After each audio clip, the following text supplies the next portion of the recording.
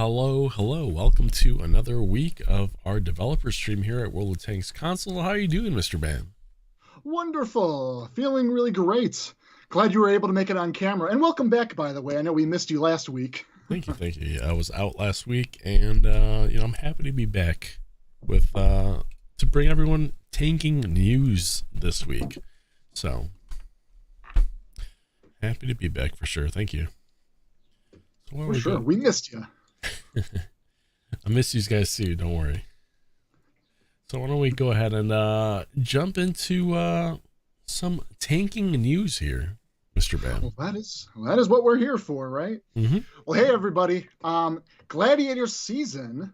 We are under 2 weeks to the wrap up of the season. So gentle reminder, maybe an aggressive reminder. Knock out the remaining challenges if you guys haven't already done so and get that level 100 reward. Keep going. You got a few more days. Well, a little over a week. So you got some time ahead of you still. But we're coming close, and we will have some awesome updates, of course, as we get closer to the release of the next season. More details on that for next time. But yes, just a reminder, season is June 6th will be the end of the Gladiators season. So hop in there, get those battles going, and hopefully you guys can get that level 100 reward if you haven't done so already. June 6th is right around the corner here. What is it? Just over a little over a week, right? A little over a week. I was thinking about it. I didn't realize until I was kind of reading through some of the stream notes and the conversations we have with the community and content peeps here. Then I'm like, wow, I feel like it was just yesterday we were on stream and debuting the Gladiator season with the trailer, talking about all the content coming up. It flew by. It really has. Yeah, I was looking through my folders earlier and I was like, oh yeah, the Gladiator stuff just came out. And I'm like, well, we're already wrapping it up here, huh? Yeah. Time just flies by. J Jedi 1978 asks again, like, when will the next season start? June 6th. So that's the start of the next season and the end and the close of the books on the Gladiator season. Awesome. So as of last week, a fan favorite feature came on back, and a huge shout out and a thank you to Max Chaos, who helmed a lot of the initiative on this. Tanks Reforged. This is, of course, an initiative of looking at older tanks in the pipeline, in your tech trees, both premium and non-premium, getting some balancing treatments to get them more in line with the rest of the tanks in the game itself. So this has been live for a little bit. If you guys haven't already seen some of the updates, we do have that, of course, on our portal article notes. I'll kind of run us through some of the selection of tanks that received updates and also detail on what those updates might be. Pretty fantastic stuff. I know you guys have been looking forward to it. But we can start off and say the Tier 10 American M48A2 T54E2. This one in particular received some turret armor updates across the board. Then we also have the Tier 9 Swedish Sturv K. This one got a forward speed increase from 40 kilometers an hour upwards to 48. Some chassis dispersion movement changes, both in rotation and general movements. And then, of course, some changes to its penetration and its damage reload and shell velocity to its standard APCR rounds. And one other tank I'll bring to attention here, the Tier 8 British Huntsman Centurion. This one got some reload time changes, 8 seconds down to 7.5 seconds, more shot dispersion changes for rotation and movement on the chassis, and a dispersion change to its Type A barrel. And there's plenty of other tanks. Again, see our portal article for all the detailed statistic changes there. But on the subject, I think this is going to be another great opportunity. We have giveaways this week we want to do, and in light of the Reforged line tanks, let's start off with one giveaway, one lucky winner for their chance to get themselves the Tier 8 British Huntsman Centurion. Awesome. For your chance to enter the giveaway here, go ahead and click on that link in chat and enter in your Wargaming ID, and you should be entered for all of our giveaways today. And there will be a few more giveaways. We'll announce our winners on each of these as we kind of move along. Just kind of the way it flows in every stream we do anyhow, so stay tuned. Oh, so we also have the Battle of Dunkirk has started, where you can deal damage, whether you're in a British, French, or German tanks. You can earn some extra XP. This is part of a 5-part challenge, and this will reset daily. So looking for a little extra XP in those nation tanks, make sure you're checking out the Battle of Dunkirk challenge up today. We also have skins and equipment sales going on, upwards of 50% off. A lot of people ask for some skin sales. When are we going to be applying some more changes to that, as well as equipment? Check them out in game. They are 50% off. Huge savings on that front. And then also 30% off select British, French, and German World War II tech tree tanks and premiums as well. You should be able to see the tag for a discount on them in the tech tree when you visit it in game today. And we are approaching Memorial Day weekend. Starting today, we have 3 times XP going throughout the entire weekend. So looking for more XP, not just on the British, UK, and German, but on tanks across the board. Get yourself some extra XP. Speaking of XP, we have changes to our XP conversions. For the weekend. Free XP conversion rate bonus. 1 gold will net you 28 XP instead of the usual 25. And then a gold to silver conversion bonus. We have this going on where 1 gold can net you 600 silver rather than the standard 400 silver. And lastly, a new premium contract. We announced this last week as well. This went live starting on Tuesday. The VK7501K. New contracts, if you guys were looking forward to it. A premium contract, not strictly a mercenary contract. So if this is a tank lacking in your collection, sign up for that contract now and run yourself through the challenges and get yourself the VK7501K. Awesome. Can you talk a little bit about our stream question process that we have here? Oh, sure thing. Yeah, because I do know questions are kind of flowing in through the chat already. I know in our typical streams in the past, we would save a whole Q&A segment toward the later end of the stream. That is still the case. We will still have a Q&A. We will have a Q&A today. Now, for everyone putting questions in the chat, I'll try, as we kind of go through, I may pick up on things, I may call them out, I may answer them on the spot. That may not always be the case. What we do now, however, is we will we will provide you guys a link where you can submit your questions directly to a form. And we will collect this through the week. We'll collect them through the weekend. And by come Monday, we compile all the questions together, and myself, the rest of the dev team, the community team, content team, we all kind of review the questions all together and help deliver you guys some more detailed answers rather than kind of, let's be honest, a lot of our Q&A sometimes, good questions come up, there's a lot of repeat questions, and oftentimes we get things where, well, we can't, in the time frame, we can't really constructively give you guys a good answer on things because they might be things we have to remain a little tight-lipped on. They might be things we are actively working on, and we can't provide details just yet. Or they're very well questions, in fact, that we can't answer because, well, we have to go into some deeper investigation and proposals on whether we want to investigate it. So that being the case, we have there you go. The link has been provided in chat. If you guys have questions, please submit it to the form, and these will be answered for next week's stream. We do have a selection of questions already prepped that we will run through for today's stream that you, the community, have sent us last week. Mm-hmm.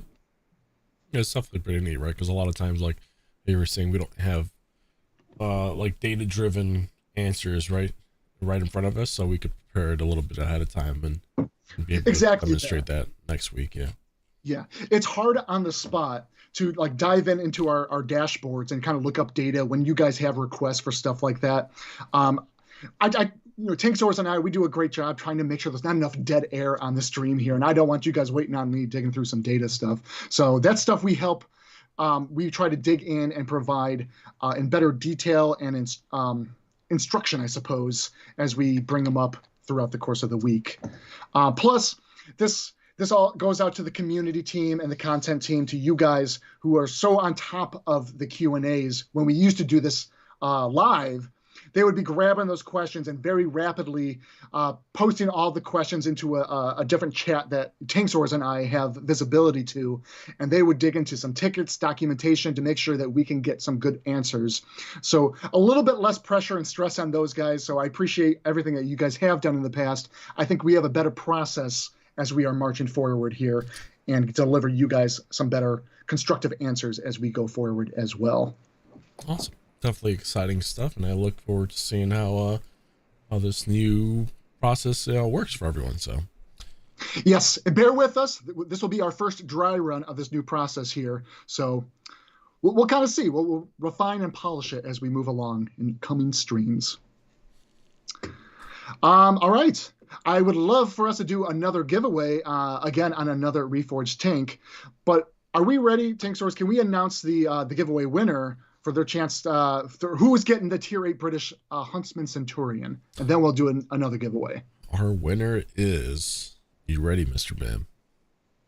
Ready as I can be. Cecile Black. Congratulations. Cecile Black! Mm-hmm. You are our lucky winner for today for the Tier 8 British Huntsman Centurion. Awesome. Our first lucky winner.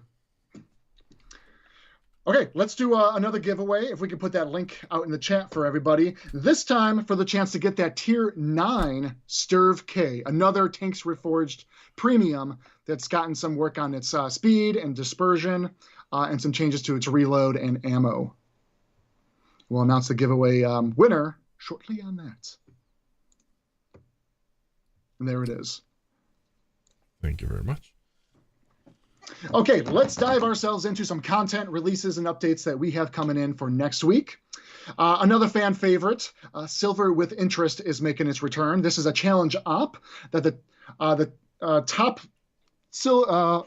that silver up before the Italian TDs make their... Oh, I'm sorry. The description of this one confused me a little bit. So before the release of the Italian TDs, which we have noted in a previous stream, we had to make the unfortunate choice to postpone the release of those tanks into the early next season. So save up some of that silver, top off yourself if you're in preparations of working down that line with the Silver with Interest challenge op. And we'll have more news, of course, when those Italian TDs come in, when we dive ourselves into the next season. Running until June 12th, we have the Swedish National Day, where you can celebrate by earning yourself Gustav Eriksson and the 43M Toldy III. Plus, there will be various Swedish bundles in the store, including Gustav's Pride. This includes quite the plethora of tanks in this bundle offering, including the Lansen C, the Emil 1951, the Sturv 81, and the Stark Sturv S1, the Draugen Lansen C, the Sturv K, the Sturv S1, Earthshaker Sturv 102, the Barracuda Emil 51, and the Bofors Tornwagen Black. The Barracuda. I love that one. The Barracuda. Mm-hmm. We got 3 more Swedish bundles as well. We have Royally Improved. This one just comes with the Earthshaker Sturv and the Sturv K. The Our Own bundle. This one has the Sturv S1 and your favorite there, the Barracuda. And the last one here, we have Landskrona's Flankers. This one comes with the Draugen Lansen C and the Sturv M4257 Alt A2. And again, these are all coming, releasing into our store bundles on Tuesday. We also have equipment bundles. These are given out via vouchers where you can get yourself some equipment on sale in the store, and you can just hold on to some vouchers if there's some tanks that you want to be able to apply some equipment, such as some advanced optics or a new advanced loader.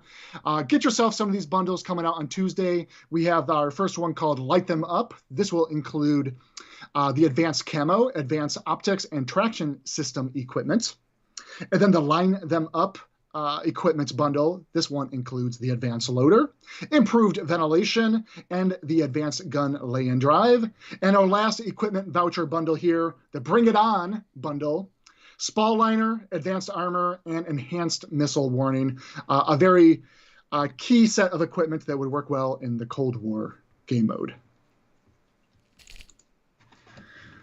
And then, as I mentioned before, we are coming up to the close of our Gladiator season, and as such, This will also bring a close to our Warhammer content and event that is going on now.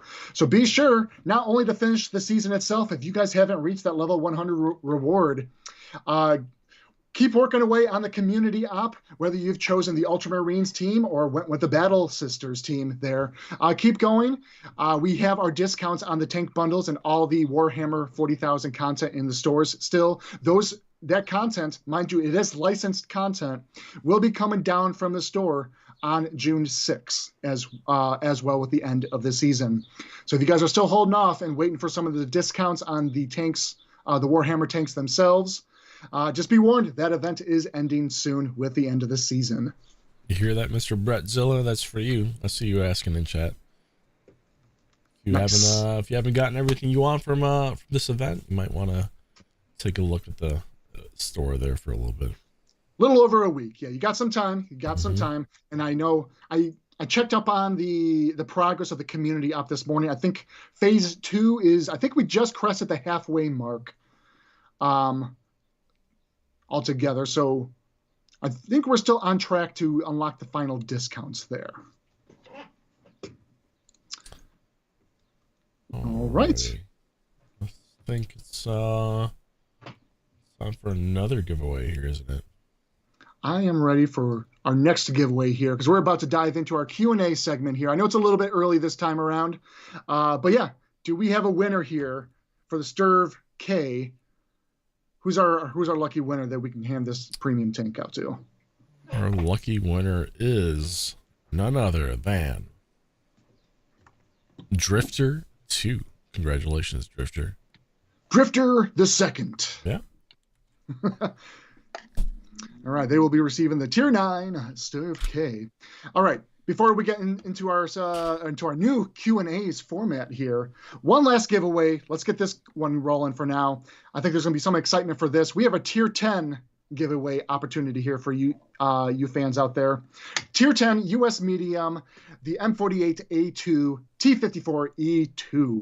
This one is lacking from your collection, guys. This is your chance to get it now for a giveaway. Let's put the link into the chat there for your chance to win that one. And as usual, we'll announce that winner probably toward the end of our stream today. And there it is. Thank you very much. Okay. I think we go ahead and dive ourselves into the Q&As. And once again, if you're just joining the stream, I know we covered this very briefly, but we did start a new format for the Q&As as of this week, where all questions can be submitted to our Q&As link. I think we can put that one back in the chat as well. If you guys have some hard-hitting questions or want some more information, see that link, send us your questions, and we will get back to those questions for next week. But starting this week, we're going to cover questions that were submitted from last Friday. So without further ado, Tankz0rz, I am ready when you are ready to go. All right, let's take a look here. First question. Can you do a roadmap or something to help players see what's going on down the year? This has come up a few times, and yeah, a lot of other companies, well, games in general, will outline their full schedule roadmap to certain extents, give players things to be excited about for what's coming down to the summer months, what's coming in the fall months and winter.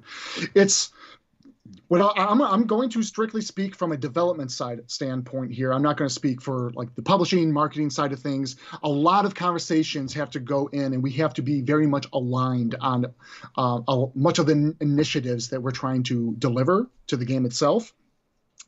And very much like what has happened with the Italian tank destroyers, right? On development side of things, we can promise that we are going to work toward and deliver on content that we think will fit very well for the Gladiator season release. And we had a lot of confidence going in and ran into some unforeseen circumstances with the turrets and how they are rested on the chassis of the tanks. And so the engineering teams have worked tirelessly to try to overcome this issue that was plaguing the Italian TD line very early on into our development sprint for the Gladiator season. And as things kind of marched on, days became weeks. We were still trying to figure out and nail down the issue. It was on a per tank basis. We couldn't just apply a single issue on just all the tanks all at once. It had to be applied on every single tank as we kind of moved along. And so because of that, this is one of those circumstances in which, well, this was something we couldn't catch early on and had to postpone it for a later release. This kind of drives into the concerns of delivering a roadmap promise to the players to say, yes, we're going to be giving you guys this big content update in October. You can look forward to Halloween stuff. We can talk very lightly on ideas and things maybe coming along the lines. But promising and having a plethora of content of what to expect any given month in a year to come is very difficult to stay on track for. Development cycles change. Sometimes we have to pivot and reschedule where things align of however development kind of moves forward on certain things. Another good case and example of it, I know players have asked this for quite a while as well and been looking for updates. The bifurcated guns, our dual barrel guns that the WoT PC, our colleagues over there, have in their game. This is something that we are still thinking about, still designing and figuring out how to work it into the game. This was something brought up on stream, I think a little over a year ago, and we said we were going to be working on it. And unfortunately, development hurdles have kind of constantly postponed this. Long answer, short. To answer your question, that was a very long answer, but just to kind of wrap this up, delivering on a roadmap is difficult to just kind of give you guys all the details because we can't always make sure that we are on track for certain things, and we have to shift schedules constantly to make sure we are on track with other deliverables. Whew, there we have it. Big mouthful, huh? Next question here. Can the medals tab be removed and reintegrated with the main PBRS screen like it was before update 6.0? I see. So yeah, back then, we're talking about the post-battle results screen. You come out of your match, and players would see their match results, their earnings. And yes, right now in the game, there's a separate tab for seeing your set of medals. This has been talked about, and I've been working closely even with our user experience designer who's come up with some mock-ups of how we can better merge what ribbons and medals might look like in the old kind of reward carousel that would show you kind of a bam, bam, bam, bam, bam, all these medals that you're getting on the screen. It was a very rewarding and encouraging experience, very punchy too. We know that players would love to have that kind of back. It'd be great because players want to be able to showcase their post-battle results screen, not only their earnings, not only how well they have done, but here's all their medals all in one place to show it off, right? This was something, yes, that we had in the game before. And I will say, this is something we are actively thinking about. No dates or timeline that I can give. There is a design, there is a proposal, and it is something that we would love to see back into the game. And I think I'll leave that kind of at that for now. Bam, bam, bam, bam, bam, huh? Bam, yeah. I see what you did there. Next question's here about garage-related questions, it looks like. Okay. Can we add a tab within the garage menu? The same one that you can see which your friends are online or not, to see if your clanmates are online. Okay. Because right now, yeah, we don't have like a tab that's like a social tab by any means. For anything platoon related, you press like the back button, select button, whatever platform you're on, whatever that terminology is referred to on the controller for that platform. You get a completely separate kind of pop-up menu for everything social and where your friends are at and who's online. This is a good improvement, I think, idea. We can certainly consider clans as something that you can see who's online and coordinate with them. Whether or not this becomes an actual tab in the game or if it's just something we build upon that's kind of social pop-up menu, that is something that we can look into. What I will point to on that front, we are thinking of some ideas and discussions of things that we want to deliver for next year that might be a bit more clan focused and clan oriented. So this will, I'll pull a ticket just so this is on our backlog for consideration, and we have something like this to kind of deliver a package of all that kind of tightened up in one deliverable. Next question here is, Is it possible to make tank stats previewable uh, to change depending on what consumables or equipment or crew skills you want to add before permanently selecting it or purchasing it? So yeah, you're in your consumable loadout menu. You want to be able to see your tank stats and just kind of highlighting over your consumables. What does it mean to have the passive bonus of like the gasoline tank or something? Right. What will it do for me to my performance in the match? It's a very good idea. This is certainly going to require some UI work to dynamically showcase that system into the game. This is something we can certainly start another investigation ticket and find some sort of appropriate milestone that we can prioritize this and best fit it into the future in the game. So it's a good idea, and I appreciate the question and suggestion. Yes. Next question here. Would it be possible to make tank filters in World War II and Cold War independent? For example, I want to filter out premium tanks in World War II, but not in Cold War. That's another good quality of life improvement. Yeah, just something. I will point out it's lower on the priority list a little bit, but I get it for a lot of players that enjoy jumping between the Cold War and World War II mode. You guys probably really have your set filters and don't like having to constantly have to jump in, make toggleable changes just so you can see the tanks that you want to play with between the versions. We'll get an investigation ticket on that. Again, low priority. I think there is something worth doing there. We'll follow up on that one. Next question here. Let's see. Could we return the contract compatible filter to the garage selection screen, making it easier to navigate and find viable vehicles for the current active and assigned contract? So I saw this question go by, and I took a look at it, and I honestly forgot that we used to have a filter for contract applicable tanks that you can filter by. That's a really good idea. I think that is something that we should bring back. Players like their contracts, but you do have to jump a little bit through some hurdles, right?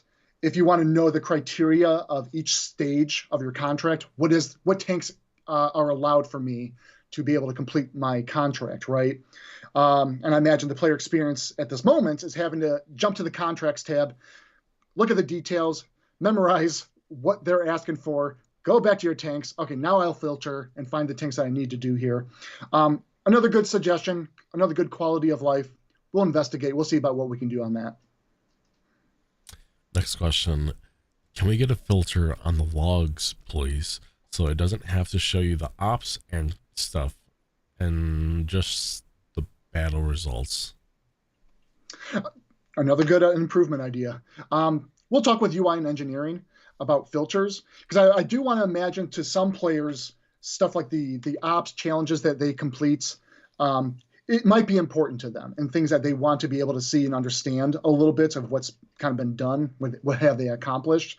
But also agreed that some players just want to be able to see their battle results screens and go back to post battles, review the replays from there, etc.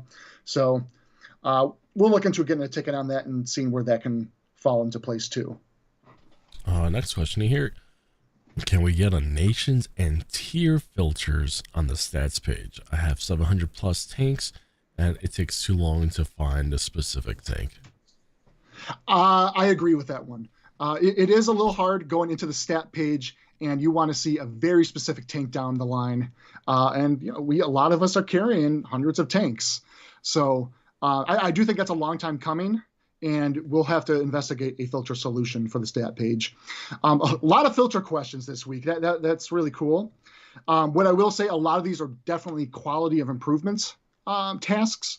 And it's just a matter of prioritizing it, talking with our UI and engineering departments, seeing what's achievable and what's the affordances, right? UI team and the department, we always have them on other bigger feature tasks. And you'll see even in our next season, some awesome things kind of coming into the game that we have to constantly be thinking of the bigger ticket features that a lot of the UI bandwidth gets sucked up into. And we try to think about, okay, if we can get this much time focused and know that we can deliver on this feature, now what can we afford on some of the smaller quality of life improvements that we know will also benefit to the players? And which ones do we tackle first, right? It becomes a bit of a juggling act to see which ones do we prioritize. And sometimes we like to lump some of them all together as well, just so there's a all around the board, a big quality of life improvement to things. All right. Let's see. Next questions here revolve around game modes and game mechanics. Game modes, game mechanics. All right. First question here is, can you make it so custom games allow you to make it where Cold War tanks can play with World War II? Right. So currently there is a toggleable option, right? You either play Cold War, you either play World War II. That's just what custom games was set up to be.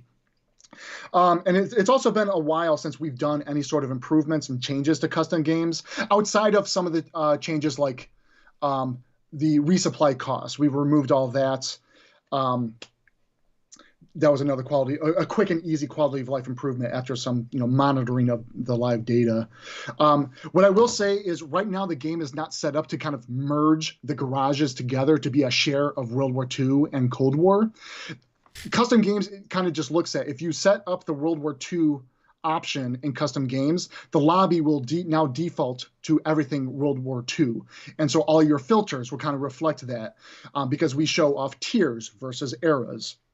So it becomes, this isn't an impossible task for us to accomplish, but there are other parts of this task that has to be addressed. Like if we allow for both Cold War and World War II to be shared in the same tank reel, now your filters, we have to update the UI for that to adopt both of them shared in the same tank reel. It's not a bad idea. It's just there's other ramifications for us to address to make this feasible. What I will say, the idea of being able to play World War II against Cold War tanks, I think I always will point out to the communities out there and the players that love some fun game modes and try out interesting things. I'd love to see a game mode where a bunch of T2 lights going up against an M1 Abrams or something, a single M1 Abrams player, and how does that pan out? Can they even pen the thing? Right. So always appreciate the ideas you guys come up with, and I try to participate in some of those when I happen to see them going on. So a lot of fun things. What I will say right now is custom games is often a lower priority thing on our list of to-dos. It's a good idea. I can't say whether or not this will be something we pursue in the near future. All right. Next question here. Will we ever have new game modes in the game? Yes, very much yes. More news to share with you guys in our next season. As a matter of fact, I'll just kind of mention Super Test may have already had some hands-on time with some new game mode ideas. Cool. Awesome. We'll leave it at that. Next question here. Can you please remove the damage penalty from World War II PvE? It compounds the poor earn rates and basically prevents us from using specific vehicles. For example, the stock Panther 2 has 100 alpha. Okay. Possibly we can start an investigation on this. A few seasons back, when was this? I think this was around the November, December timeframe, the Valiant season, Allegiance season. We did apply some RNG changes specific to multiplayer mode across the board. We didn't want to touch co-op at the time. Our focus of the co-op mode is more targeted to a new player audience to help ease them in and understand the game mechanics a little bit and going up against bots before they kind of dive themselves into the multiplayer and more competitive scene of the things. So we know that veteran players and much of you guys are very much, maybe you want to get some of your early matches in for the day in co-op mode before you jump into the multiplayer. We get that, but we didn't want to make co-op mode too easy for the veteran players. We wanted to make sure there was still a sense of challenge going up against a team of all bots. So yes, when we developed co-op mode, there is a bit of a reduction in the damage dealt to the bots that you fire against. And yes, damage is going to be directly contributed to how much you earn in the match itself. And that was adjusted in terms of what you can make in the co-op mode. We already set the earning rates to be a little bit lower than what you can make in multiplayer mode anyhow. So, but we can investigate, we can see about some sort of RNG updates and changes to the damages, etc., to to the co-op mode specifically into the future. So I appreciate you bringing that one to attention. Let us see. Next question. Is it possible to have smoke screen added to World War II? This would add another level to brawling, and it's such a great feature. I mean, I'm glad you guys liked the smoke grenades usage in Cold War. The consumable itself was very much integral and part of the development when we brought Cold War into the game. And we didn't want to, we wanted to gauge the player audience first in a new ecosystem, in a new mode for exclusively Cold War, and see what players think about something like smoke consumables. True Vision, especially in Cold War, was a reason that smoke made a lot of sense. And, you know, we haven't had active discussions. We have no investigations or tickets to follow up on whether smoke consumables should ever go into World War II. And judging by some of the majority of comments I'm seeing in the chat as we speak, keep this as a Cold War feature.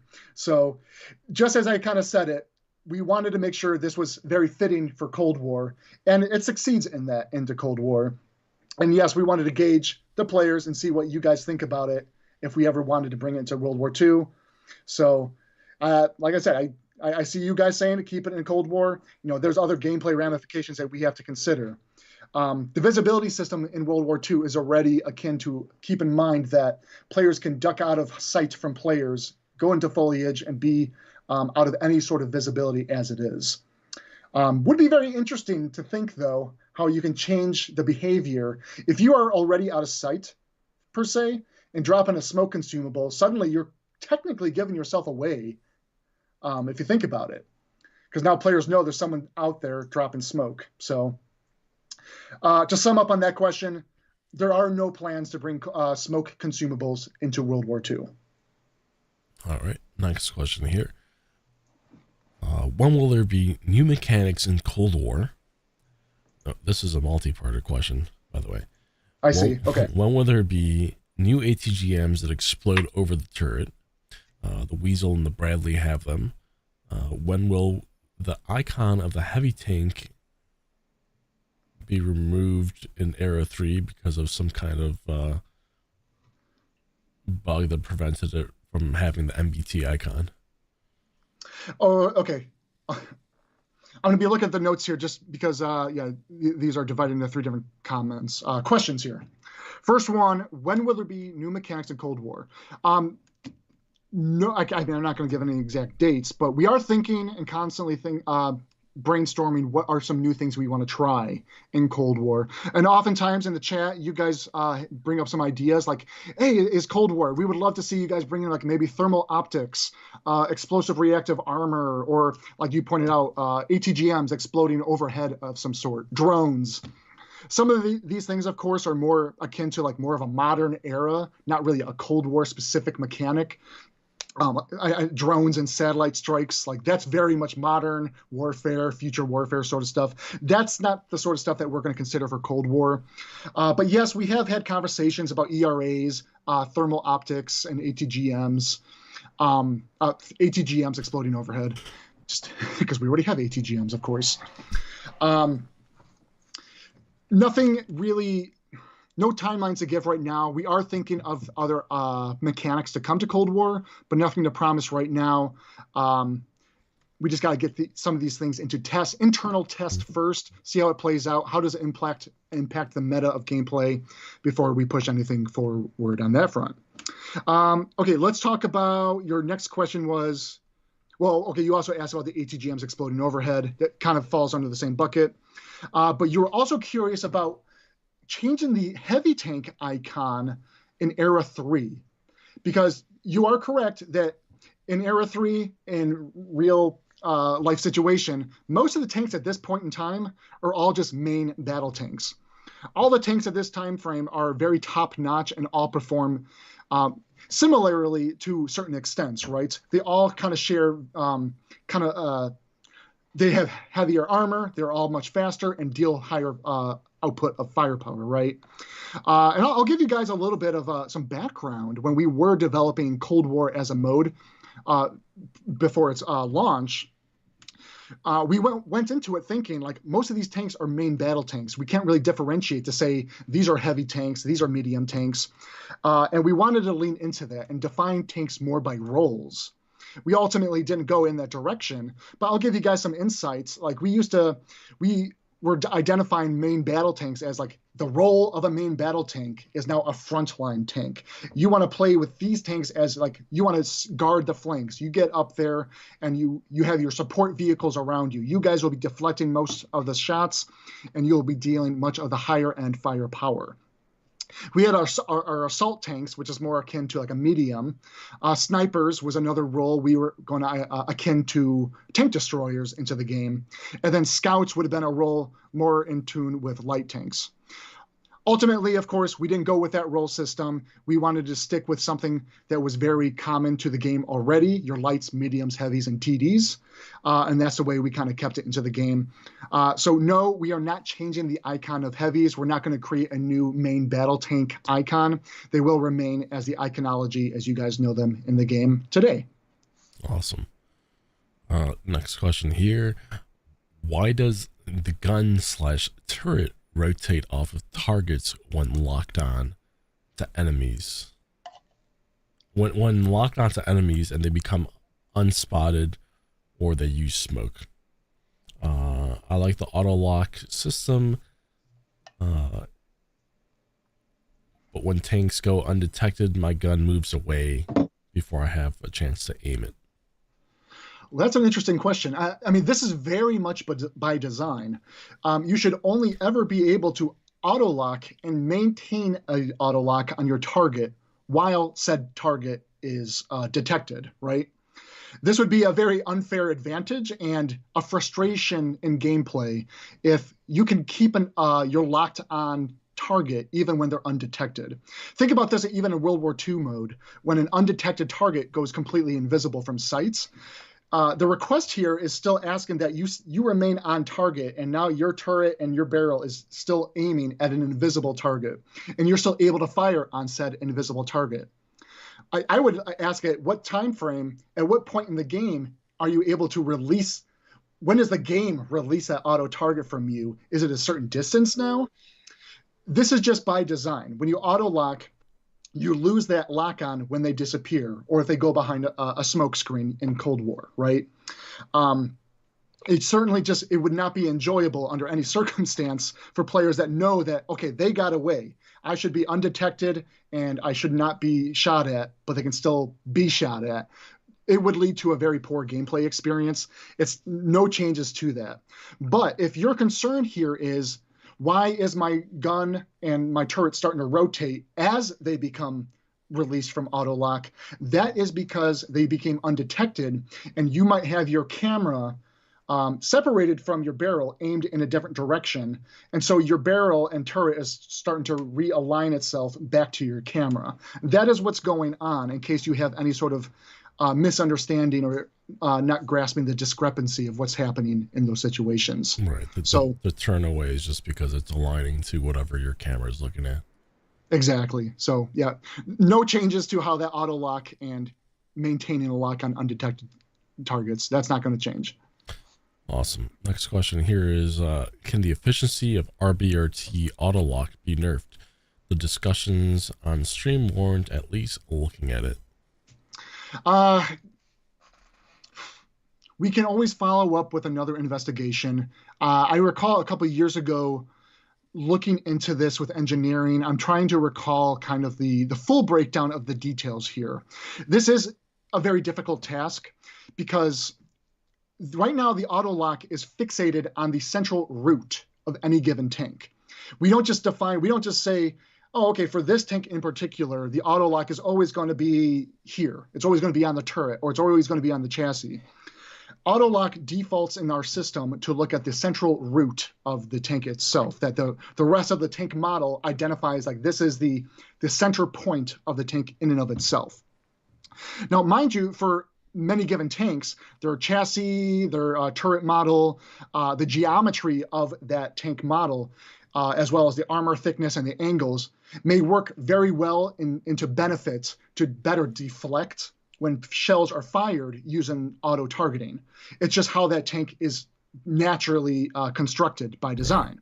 Now, there are other tanks that don't really have that kind of benefit, and the auto lock behavior is still fixated on that central root of the tank, and said tanks might not have the best armor protection to kind of maybe conceal that central root, and maybe that allows for players to auto lock easier onto maybe the turret ring a little bit easier in circumstances.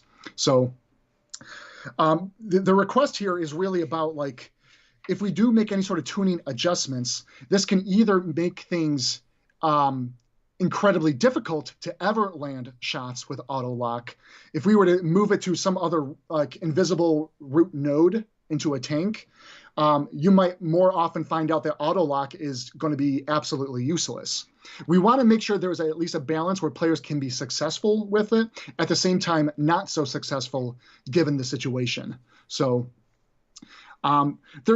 this is just one perspective on it. There might be other alternatives and solutions to this problem that we can delve deeper into. That is just more conversation that myself and design development that we'll need to discuss with gameplay engineering on how we could potentially solve that. Sounds good here. Next question is, could the Cold War tanks have their gravity adjusted back to normal in custom games? That's an interesting idea. This could, I mentioned above about custom games.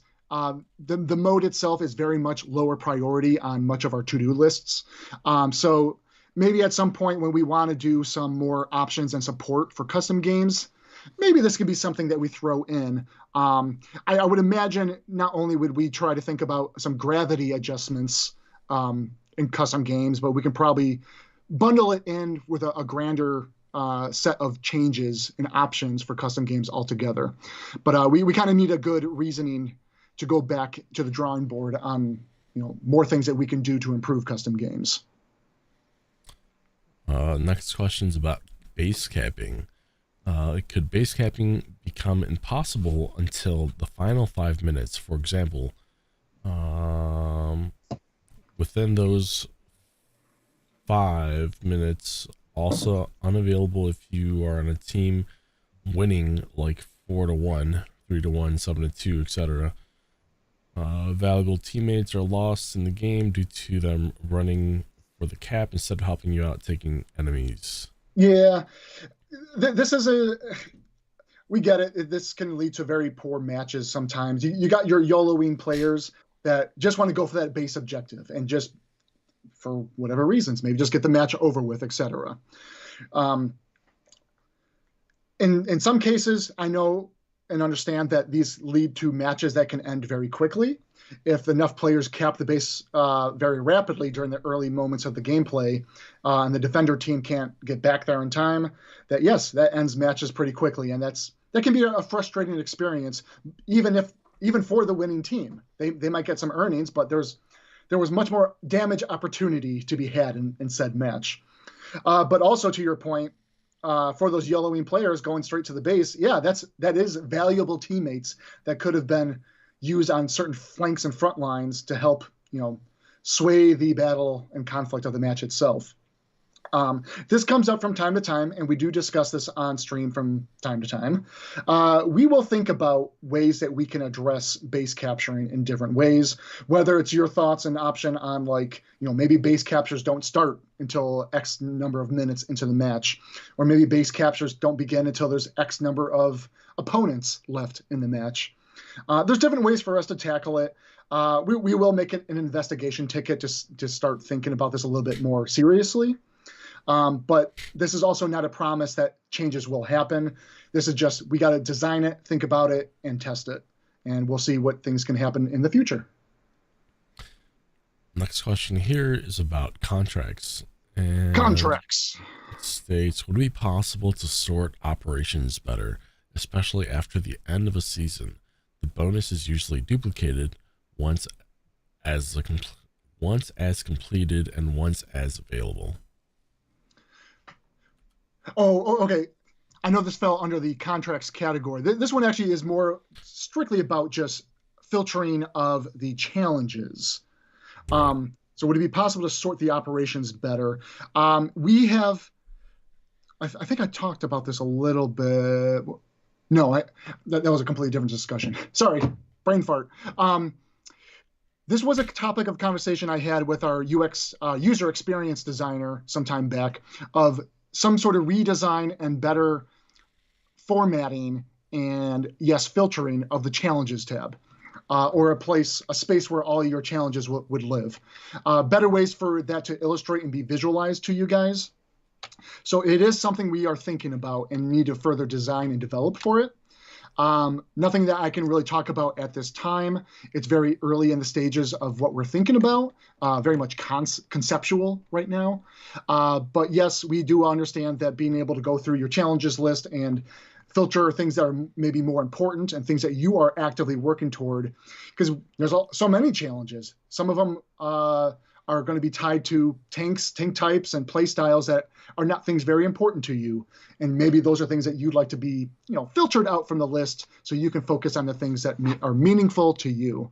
So, short answer: yes, we will look into ways to improve the challenges and the surfacing of how you can see it. Awesome. Next question here is about. Next questions are about HUD. HUD. Can we get the old aiming reticle back as an option? I never liked the new one. Thanks. Well, okay. We did a number of HUD changes and updates in our Allegiance season in December. And yes, the aiming reticle was a big topic of conversation internally with development as well. There are a lot of elements about it that, yes, are very important to the players. We used to have the reload and health bar included on the reticle, so that is front and center and available to you guys to see at all times. And of course, years ago, we changed our HUD a little bit to spread out that information differently on the HUD itself.